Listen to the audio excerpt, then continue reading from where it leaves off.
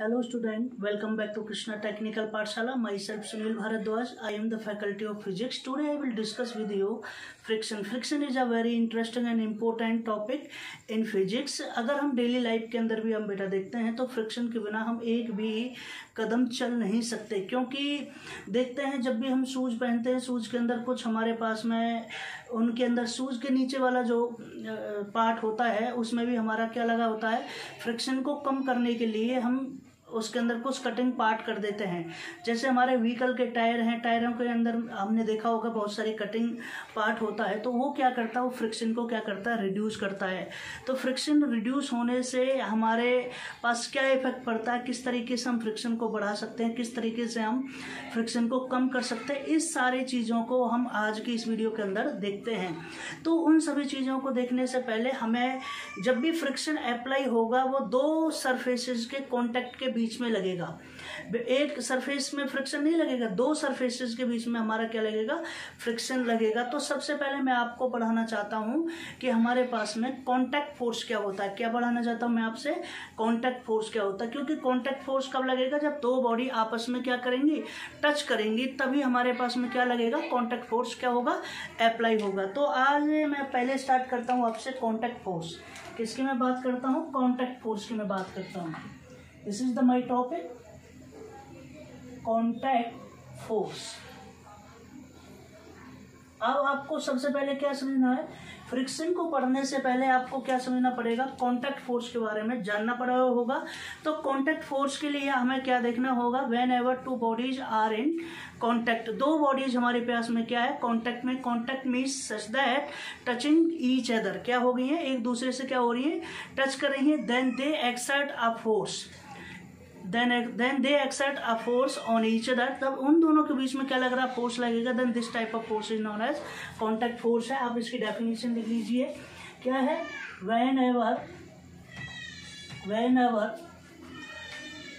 two bodies are in contact such that touching each other, then they exert a force on each other, then this type of force, this types of force is called contact force। समझ में आ गया होगा, बिल्कुल simplest definition है। whenever two bodies are in contact such that touching each other, then they exert a force on each other, then this type of force is called contact force। For example से मैं आपको समझा देता हूँ कि example समझाने से क्या होगा, आपको पता चल जाएगा किस तरीके से है। मान लीजिए आपके पास में एक टेबल है, क्या चीज़ है, ये इस तरीके से टेबल मैंने आपके पास में क्या लगा दी, बना दी है। ये इस तरीके से कोई एक टेबल है, ये टेबल इस तरीके से है, कोई भी एक स्मूथ हॉरिजॉन्टल सरफेस मैंने मान लिया, इसके ऊपर आपने एक बुक रख दी है। क्या रख दी है, एक बुक रख दी है। क्या चीज़ है, ये बुक है हमारे पास में। तो जब आप इस तरीके से बुक रख दोगे तो आपने क्या देखा, बुक के अंदर कोई वेट होगा, तो वेट क्या लगेगा हमारे पास में, W इक्वल टू क्या रहता है, mg रहता है। ये भी याद रख लेना, वेट क्या रहता है, W रखता है। और हमारे पास में अब देखो दो सरफेसेस हो गए, एक सरफेस क्या हो, the lower part of the book is the first surface, उसको क्या बोलेंगे हम, फर्स्ट सरफेस बोलेंगे। और दूसरा क्या है, the upper part of the table is the second surface. तो ये क्या रहेगा हमारे पास में, सेकंड सरफेस रहेगा। और दोनों सरफेस क्या कर रहे हैं, एक दूसरे को टच कर रहे हैं। तो हमने जब इस तरीके से देखा तो मान लेते हैं, पहले एग्जाम्पल को क्लियर करते हैं थोड़ा सा। एग्जाम्पल में मैंने कह दिया, when a book is placed over a table, क्या कर दिया, ओवर अ टेबल। ये हमने एग्जांपल माना, when a book is placed over a table. ठीक है, तो ये कहना चाहता है द फोर्स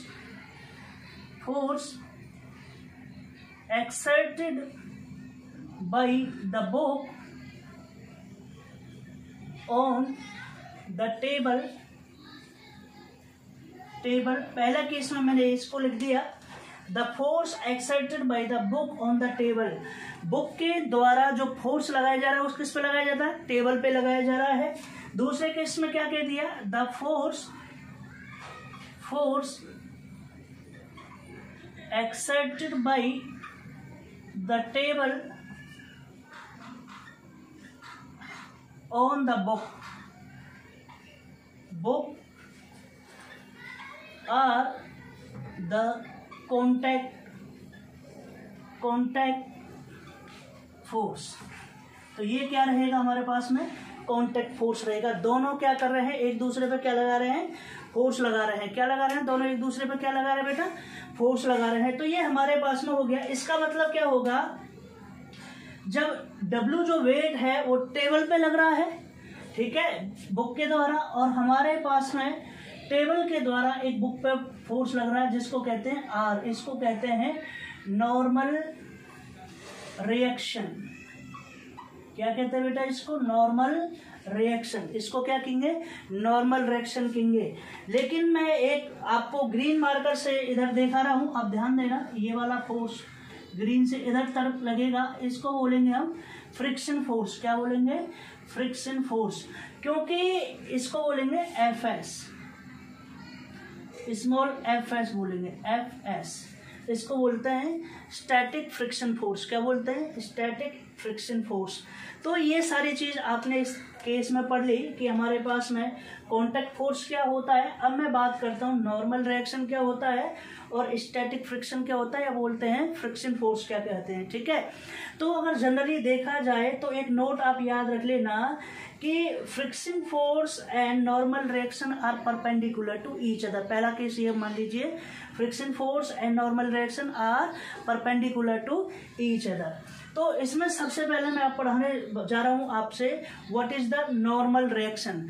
तो नॉर्मल रिएक्शन फोर्स क्या होता है, हमारे पास में सेकंड जो यूनिट फोर्स का नाम है नॉर्मल रिएक्शन फोर्स। ये भी क्या चीज है, एक फोर्स है जिसको हम क्या कहते हैं, आर कहते हैं। ये डेफिनेशन है, the component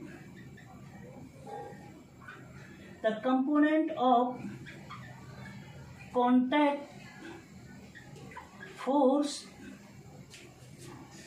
are perpendicular to the surfaces in contact is called normal reaction force। क्या कहते हैं, नॉर्मल रिएक्शन फोर्स। इसको क्या कहेंगे बेटा, नॉर्मल रिएक्शन फोर्स। तो इस तरीके से आपने देख लिया कि हमारे पास में नॉर्मल रिएक्शन फोर्स क्या हो गया। अब मैं बात करता हूं आपसे कि हमारे पास में क्या है, फ्रिक्शन फोर्स क्या चीज़ है। क्या चीज़ है, फ्रिक्शन फोर्स की मैं बात करता हूँ। यहाँ तक आपने देख लिया होगा, आप अगर आपने नहीं देखा तो देख लीजिए इस तरीके से। तो ये सारी चीज़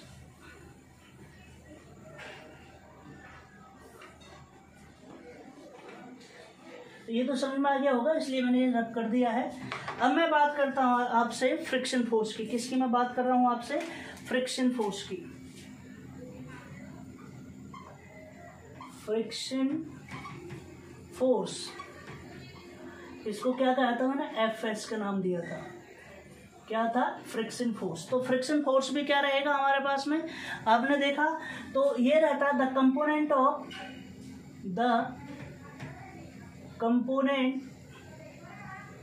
of contact force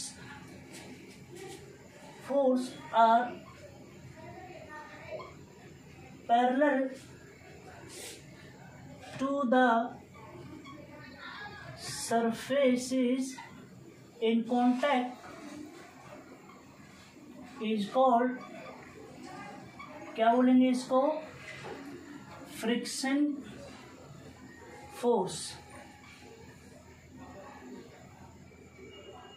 friction force क्या बोलेंगे, फ्रिक्शन फोर्स। ठीक है, क्या बोलेंगे, फ्रिक्शन फोर्स। तो हमारे पास में ये क्या हो जाएगा, फ्रिक्शन फोर्स हो जाएगा। अब एक नोट आप लिखिएगा, नोट मैं लिखवा रहा हूं आपको कि क्या लिखवा रहा हूं मैं, ये लिखवा रहा हूं कौन कौन से की मैं बात करता हूं, force of friction, force of friction and normal reaction, normal reaction are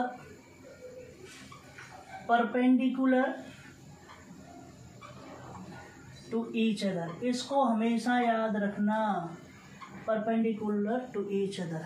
आप हमेशा याद रख लेना कि हमेशा या तो इस डायरेक्शन में रहेगा या इस रहेगा, इसको बोलेंगे नॉर्मल रिएक्शन। ठीक है, जिसको मैं आर रिपोर्ट करता हूं और इसको F S, both are perpendicular to each other. ये चीज हमेशा क्या आपको याद रखनी है। अब मैं बात करता हूं friction. What is the friction? Friction is a force which opposes the relative motion of a body. क्या करता है friction force?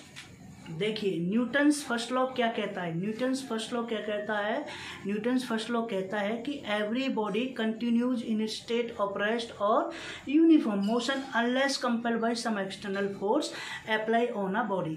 Newton's first law क्या कहता है? न्यूटन्स फर्स्ट लॉ ने कहा है कि या तो कोई भी बॉडी रेस्ट में रहेगी या यूनिफॉर्म मोशन में रहेगी जब तक कि उस पर बाहर से कोई फोर्स अप्लाई ना किया जाए। ठीक है, बिल्कुल सही है। लेकिन फोर्स ऑफ फ्रिक्शन क्या काम करता है? फोर्स ऑफ फ्रिक्शन क्या करता है कि कोई भी बॉडी क्या रहती है, मोशन में रहती है, तो उसको किस में ले आता है, उसको रेस्ट पोजीशन में लेके आता है, क्योंकि वो बॉडी की मोशन को अपोज करता है। अभी कहा है ना मैंने, friction is a force which opposes the motion, the relative motion of the body. जो आपस की जो रिलेटेड मोशन है उसको क्या करेगा, वो अपोज करेगा। तो फ्रिक्शन की मैं बात कर रहा हूं। फ्रिक्शन क्या है, मैं फ्रिक्शन की मैं बात कर रहा हूं। क्या कहते हैं? Friction is a force, friction is a force which opposes the relative motion of a body। क्या करता है? which opposes the relative motion of a body। ये क्या करता है? बॉडी की रिलेटिव मोशन को क्या करेगा, अपोज करेगा, प्रतिरोध पैदा करेगा, रजिस्ट करेगा, उसको क्या करेगा, रजिस्ट करेगा। रजिस्ट मीन्स उसको रोकने की कोशिश करेगा। तो ये सारी चीज आपने यहाँ तक देख लिया। बताइए यहाँ तक इसकी डेफिनेशन में अगर आपको कोई भी दिक्कत हो तो फिर मैं बात करता हूँ आपसे स्टैटिक फ्रिक्शन की। मैं बात करूँगा किसकी मैं बात करता हूँ, स्टैटिक फ्रिक्शन की मैं बात कर रहा हूँ। थोड़ी सी वीडियो में लहर सी आ रही है, ये इस कारण आ रही है क्योंकि थोड़ा सा एग्ज़ाम चल रहे हैं हमारे कॉलेज के अंदर, और कॉलेज में एग्ज़ाम चलने की बदौलत से हमें दिन में टाइम नहीं मिल पाता, इवनिंग मॉर्निंग दोनों में है। ठीक है, तो थोड़े से नाइट में आपकी वीडियो बन रही है। तो कंसेप्ट फोर्स ऑफ फ्रिक्शन मैं पढ़ा रहा था। स्टैटिक फ्रिक्शन पढ़ाने से पहले थोड़ा सा देखिए कि एग्जांपल से समझते हैं। कोई लाइफ, डेली लाइफ में ये कोई हमारे पास में क्या चीज़ है, ये हॉरिजॉन्टल सरफेस है। क्या चीज़ है? हॉरिजॉन्टल सरफेस है। इस हॉरिजॉन्टल सरफेस में मैंने क्या कर दिया, कोई ब्लॉक क्या कर दिया, प्लेस कर दिया। क्या कर दिया मैंने? कोई भी ब्लॉक क्या कर दिया, प्लेस कर दिया, जिसको मैंने क्या नाम लिख दिया, ऑब्जेक्ट कह दिया। कोई भी क्या चीज़ है, ऑब्जेक्ट। अब देखो फोर्स ऑफ फ्रिक्शन किधर लगेगा। अब देखिए फोर्स ऑफ फ्रिक्शन का मतलब है इस बॉडी पर मैंने कोई भी फोर्स क्या किया, अप्लाइड किया। क्या किया? फोर्स अप्लाइड किया इस डायरेक्शन में। तो ये क्या चीज़ है? अप्लाइड फोर्स है। क्या चीज़ है? अप्लाइड फोर्स, अप्लाइड फोर्स है तो इसका मतलब इस डायरेक्शन में ये क्या करेगा, मूव करेगा। ये तो पक्की पता है आपको, इस डायरेक्शन में क्या करेगा, ये मूव करेगा। ये किस पे रखी हुई है, ये हमारे पास में ब्लॉक क्या, किसी भी हॉरिजॉन्टल क्या है, सरफेस पे रखी हुई है ये बॉडी। तो ये जैसे ही इसको अप्लाई करेगा तो ये क्या करेगी, just slide to move in the direction of applied force. तो इस डायरेक्शन में क्या करेगी, मूव करेगी। तो इस डायरेक्शन में क्या लगेगा, इस डायरेक्शन में लगेगा आपका फोर्स ऑफ फ्रिक्शन। क्या लगेगा, फोर्स ऑफ फ्रिक्शन। इसका मतलब एफ एस लगेगा। क्या लगेगा हमारे पास में, एफ एस। तो यहाँ से आप क्या करोगे, यहाँ से आप देख लोगे कि force of friction is always क्या रहेगा, opposite to the direction of motion, या to the direction of applied force, या कह सकते हो to the direction of the object moves in the direction of applied force. तो ये केस भी आप यहाँ से कर सकते हो। आगे समझ में आ गया, force of friction is always opposite to the direction of the motion. ठीक है, जिस डायरेक्शन में क्या करेगा, मूव करेगा, उसका क्या रहेगा, direction of motion which the body moves. आ गया, ठीक है। ये केस आपने यहाँ तक पढ़ लिया। अब मैं आपको पढ़ाता हूँ स्टैटिक फ्रिक्शन का केस। क्या पढ़ाता हूँ मैं, स्टैटिक फ्रिक्शन। दो तरीके के होते हैं, स्टैटिक फ्रिक्शन, काइनेमेटिक फ्रिक्शन, और हमारे पास में थर्ड रहता है रोलिंग फ्रिक्शन। क्या होता है थर्ड हमारे पास में, स्टैटिक फ्रिक्शन के बारे में। स्टैटिक फ्रिक्शन, तो स्टैटिक फ्रिक्शन मीन्स एक रेस्ट की मैं बात कर रहा हूँ, रेस्ट पोजीशन की मैं बात कर रहा हूँ। तो स्टैटिक फ्रिक्शन की मैं बात करता हूँ, the force of friction which exactly counterbalance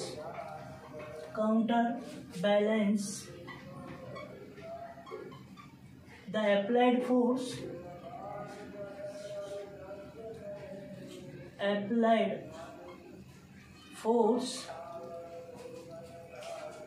during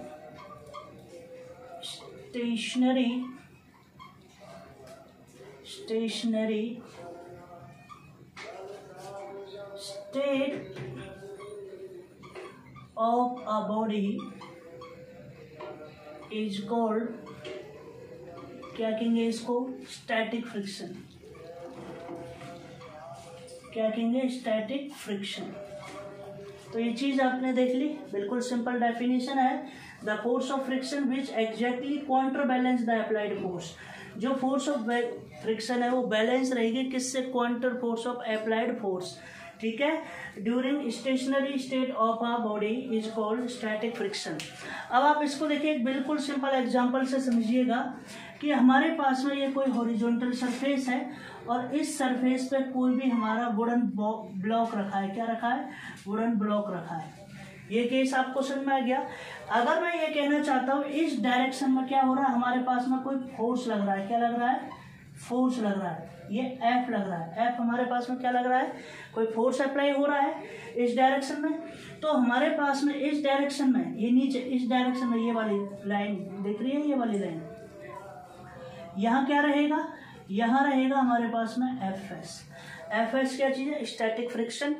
और इस ब्लॉक का कोई अपना एक वेट होगा और वो क्या रहेगा हमारे पास में, W इक्वल टू mg रहेगा।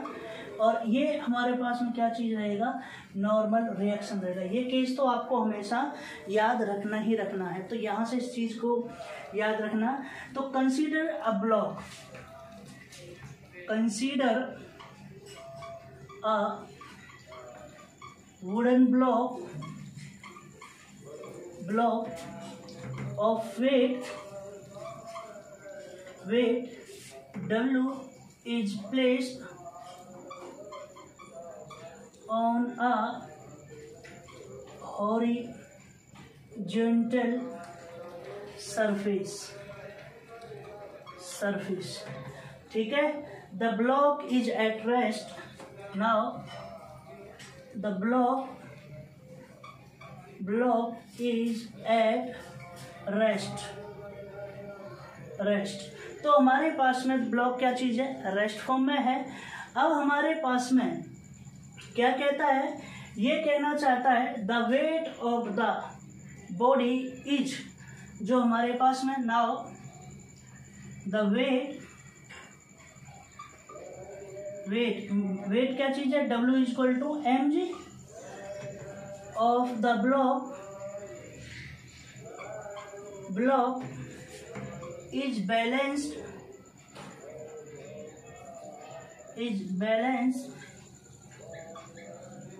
by equal and opposite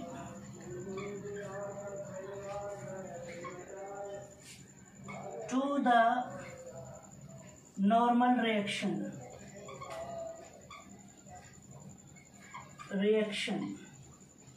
किससे, R से। क्या रहेगा हमारे पास में, R से। तो ये क्या रहेगा, बैलेंस रहेगा। ये क्या कहना चाह रहा है कि भाई देखिए हमारे पास में W कोई वेट है और क्या चीज़ है, नॉर्मल रिएक्शन उसको क्या कर रहा है, बैलेंस कर रहा है। ये हमेशा रहेगा। भाई देखिए आपके सिर पे किसी ने बोझा रख दिया, 50 किलो बोझा रख दिया, तो ऐसा तो है नहीं बोझा रखते ही आप बिल्कुल नीचे ऐसे चले जाओगे। आपकी गर्दन या आपकी बॉडी क्या करेगी, उसको बैलेंस करेगी। क्या करेगी, बैलेंस करेगी। वेट हमारा नीचे की तरफ रख रहा, हम उसको नॉर्मल रिएक्शन से क्या कर रहे हैं, बैलेंस कर रहे हैं। ये चीज़ याद रख लेना। तो ये हमारे पास में हो जाएगी। तो ये कह रहा है R minus W is equal to 0। हमारे पास में क्या रहेगी, जो net force apply on the body is 0 because the block is at rest. जब हमारे पास में रेस्ट में उसमें कोई फोर्स ही नहीं लग रहा, तो जो ऑब्जेक्ट है वो मूव नहीं करेगा। क्या नहीं करेगा, हमारे पास में ऑब्जेक्ट मूव नहीं करेगा। तो R माइनस W क्या हो गया, नेट जो फोर्स लग रहा है वो क्या रहेगा, 0 हो गया। तो R इज इक्वल टू क्या हो जाएगा, W। तो ये भी आप याद रख लेना। इस केस में है जब वो हमारे पास में रेस्ट में रहेगा तो R माइनस W, इसका मतलब normal reaction force is balance by the applied force. Applied force में जो बॉडी के द्वारा अप्लाई किया जा रहा है। पहला केस तो आपने ये यहाँ तक देख लिया। दूसरे केस में अगर मैं बात करना चाहता हूँ, इधर ही देखिए, इस केस में अगर मैं ये कहना चाहता हूँ कि जो फोर्स है, हम एक ज़्यादा फोर्स लगाएंगे किसी बॉडी पर, तो जब ज़्यादा फोर्स लगाएंगे ऐसा तो नहीं कि वो बिल्कुल मूव नहीं करेगी, लेकिन जब वो मूव करेगी तो उसकी मोशन को अपोज करने के लिए क्या लगता है, स्टैटिक फ्रैक्शन लगता है, जो भी आपने देख लिया। तो F minus F of S is equal to 0 ये हमारे पास में रहेगा। तो इस केस में क्या रहेगा, F S is equal to this.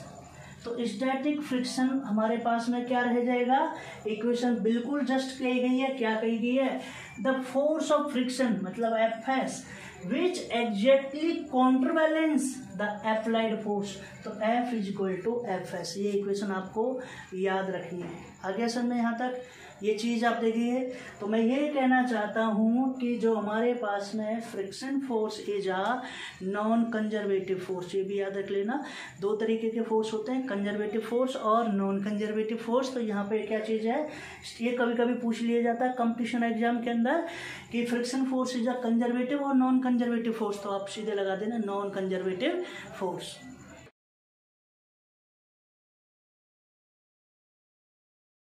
तो देखिए टॉपिक है मेरा, नेक्स्ट टॉपिक जो है वो है limiting force of friction. Limiting force of friction, इसका मतलब क्या होता है, the maximum value of static friction force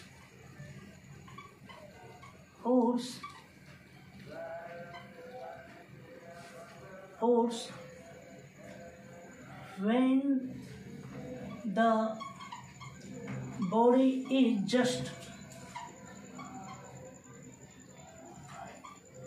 sliding over the horizontal surface, over the horizontal surface is called क्या कहते हैं, limiting force of friction, limiting force of friction, ये इसकी डेफिनेशन है। The maximum value of static friction force, static friction force की वो maximum value when the body just sliding, जैसे ही body क्या करे, जस्ट स्लाइड करे, थोड़ी सी भी खिसके, ठीक है, ओवर द हॉरिजॉन्टल सरफेस, उसको क्या कहते हैं, उसको कहते हैं लिमिटिंग फोर्स ऑफ फ्रिक्शन। क्या कहते हैं हम बेटा उसको, लिमिटिंग फोर्स ऑफ फ्रिक्शन। इसकी लॉ की मैं बात करता हूँ, लॉ ऑफ फ्रिक्शन फोर्स, ये इंपॉर्टेंट आर्टिकल है, किसकी मैं बात करता हूँ, लॉ ऑफ फ्रिक्शन, फ्रिक्शन, या कह लीजिए लॉ ऑफ लिमिटिंग फ्रिक्शन। क्या चीज है, लॉ ऑफ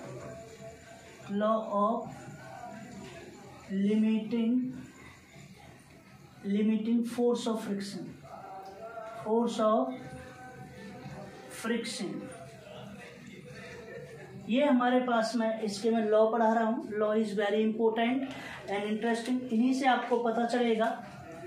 पहला केस मैं अगर आपके साथ में डिस्कस करता हूँ, जो पहला केस है हमारे पास में, वो क्या कहता है कि हमारे पास में ये है, हमारे पास में the direction of force of friction, जो हमारे पास में जो इसकी डायरेक्शन है, फोर्स ऑफ फ्रिक्शन की क्या डायरेक्शन है, the direction of force of limiting friction, of limiting friction is always, always याद रखना हमेशा, always opposite to the direction in which motion take place, पहला पॉइंट टेक प्लेस। हमेशा इस डायरेक्शन में अगर हमारी बॉडी मूव कर रही है तो फोर्स ऑफ फ्रिक्शन हमेशा उसके अपोजिट डायरेक्शन में लगेगा।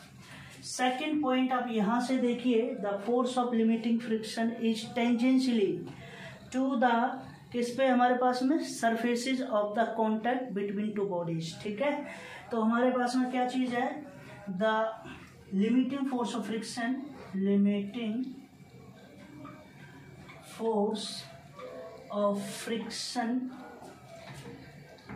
Force of friction is tangentially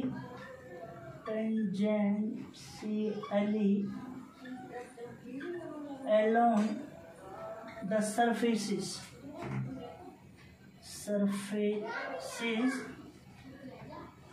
in contact of the two bodies, ठीक है। क्या रहेगा, टू बॉडीज, टू हो गए हमारे पास में, दो लॉ मैंने आपको बता दी है, ठीक है। तीसरे के लिए मैं इसको रफ कर देता हूं,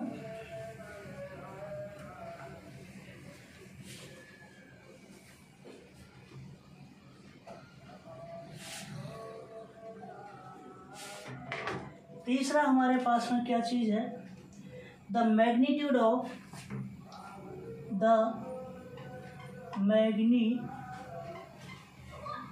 of limiting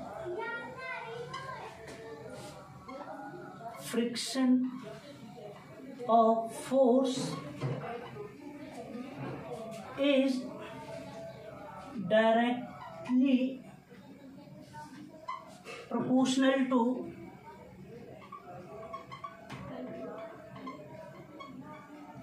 to the normal reaction. तो हमारे पास में जो फोर्स है, ठीक है, एफएस, ठीक है, एफएस डायरेक्टली प्रोपोर्शनल रहेगा किसके, नॉर्मल रिएक्शन के, ये हमेशा याद रखना। इस लॉ से मैं अभी एक और इक्वेशन आपके साथ में क्या करूंगा, डिस्कस करूंगा, ठीक है। चौथा जो केस है हमारे पास में, the limiting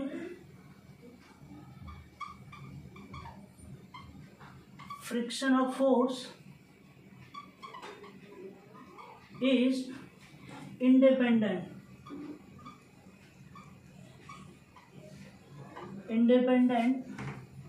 of the area of the surfaces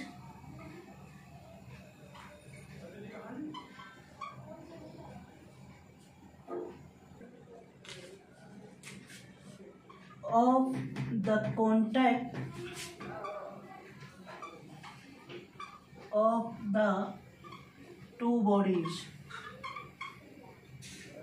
ठीक है, ये हमारे पास में रहेगा। लास्ट हमारे पास में क्या चीज है, the limiting friction of force depends on the nature of the surfaces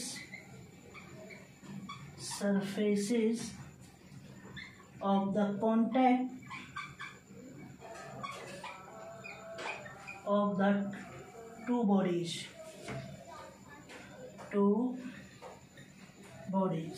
ये हमारे पास में ये लॉ हो गए। मैंने सारे लॉ आपको बताए, देयर आर द 5 लॉज, और वो 5 लॉज मैंने आपको यहाँ बोर्ड पे ये सारे आपको करा दिए। ये लॉ आपको हमेशा याद रखने, क्या करना है, हमेशा याद रखने। अब मैं आपको पढ़ाता हूँ coefficient of static friction.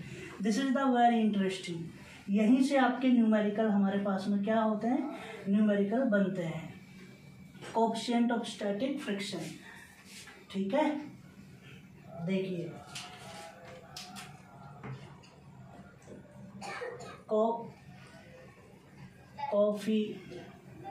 Coefficient of static friction, coefficient of static friction, इसको कहते हैं म्यू एस।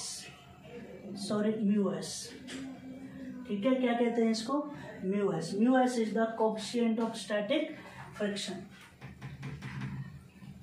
ये क्या कहता है हमारे पास में, द लिमिटिंग फ्रिक्शन। क्या था हमारे पास में, इसकी डेफिनेशन लिख लो, द लिमिटिंग फ्रिक्शन। इसको क्या कहा जाता था, लिमिटिंग फ्रिक्शन को मैंने क्या कहा था, मैक्सिमम स्टैटिक फ्रिक्शन। इसको रिप्रेजेंट किससे किया था, एफ एस से, static friction. F S max भी कह सकते हैं इसको, एफ एस मैक्स, यही इसका रिप्रेजेंटेशन है, एफ एस मैक्स। ठीक है, ये आप याद रखना, ये ब्रैकेट में बंद कर दिया मैंने, क्योंकि इसको ही कहा जाता है the limiting friction, maximum static friction is directly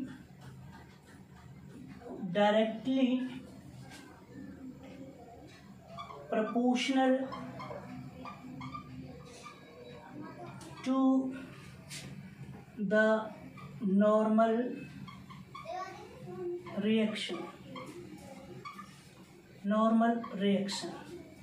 तो मैं कह रहा हूं एफ एस या मैक्स कह लीजिए, एफ मैक्स डायरेक्टली प्रोपोर्शनल किसके, आर के। F max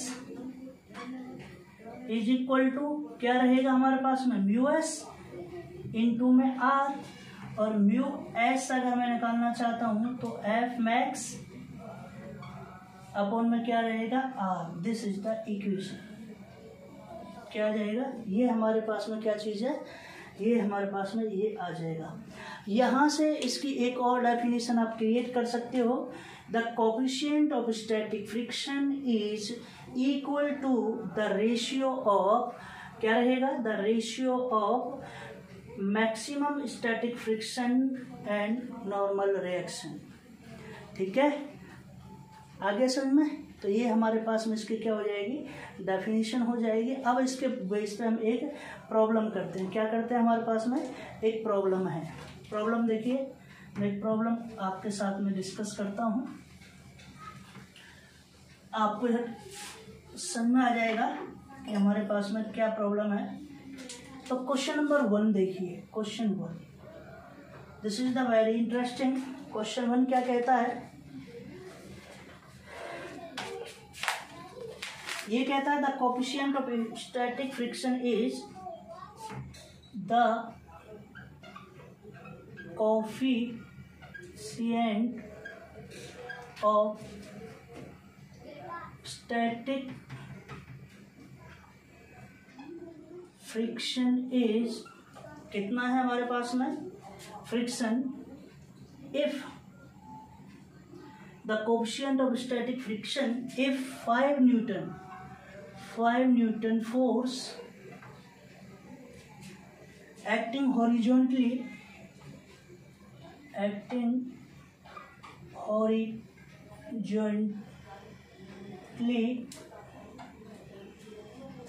on a block of mass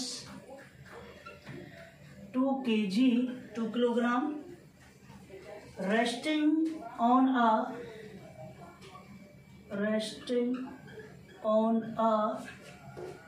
horizontal surface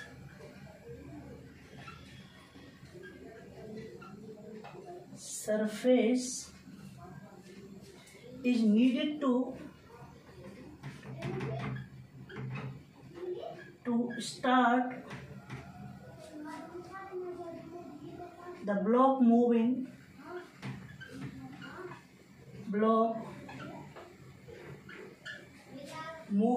over the horizontal surface.